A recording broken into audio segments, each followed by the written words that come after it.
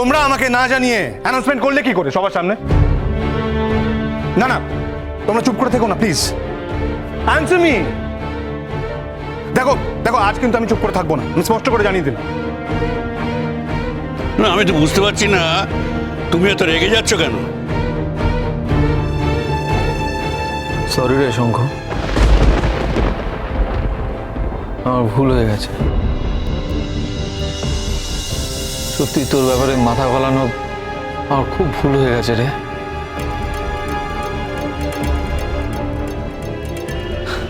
আসলে কি বলতো, জয়েন্ট ফ্যামিলি তো, তাই প্রত্যেকের সুবিধে অসুবিধে, ভালো মন্দ, সুখ দুঃখ ভাগ করে নিতে হয়। এটাই ছোটবেলা থেকে শিখে এসেছি, দেখে এসেছি। তাই তোর এই আনন্দের খবরটা না আর আমি নিজের মধ্যে আটকে রাখতে পারিনি, জানিস।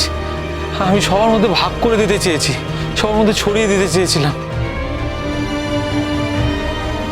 আর সেটা যদি আমার ভুল হয়, আমার অন্যায় হয়, বড়দা আমি তোমার কাছে ক্ষমা চেয়ে নিচ্ছি, হাত জোর করে ক্ষমা চেয়ে নিচ্ছি। শঙ্খ, তুই এটাই বলতে চাইছিস তো যে কেন আমি তোর ব্যাপারে মাথা গলিয়েছি, কেন আমি সারপ্রাইজ পার্টিটা দিয়েছি? মানে ওই সারপ্রাইজ পার্টিটা তুই নিজেই দিতিস, তাই তো? আমার ভুল হয়ে গেছে শঙ্খ, তুই আমাকে ক্ষমা করে দে। টোটকা, don't try to be too smart. আমি কিন্তু সে কথা বলতে চাই না। আমি শুধু এটা বলেছি যে উইদাউট মাই পারমিশন এরকম একটা ঘটনা ঘটে কি করে। তুমি এত কেন রেগে যাচ্ছ শঙ্খ, আমি বুঝতে পারছি না। তুমি নিজেই বলেছ আমরা যা বলছি সেটাই হবে, তোমার কোনো অমত নেই। তুমি বলো না। বৌদি, আমি যদি নিজের কানে না শুনতাম বা তোমরা যদি আমাকে ডিটেলে না বলতে, তাহলে বিশ্বাস করো আমার মাথায় বুদ্ধিটা আসতো না। আর আমি সারপ্রাইজ পার্টিটাও দিতাম না। শঙ্কর কাছে চূড়ান্ত অপমানিত হয়ে আমি একটা জিনিস বুঝতে পেরেছি বৌদি,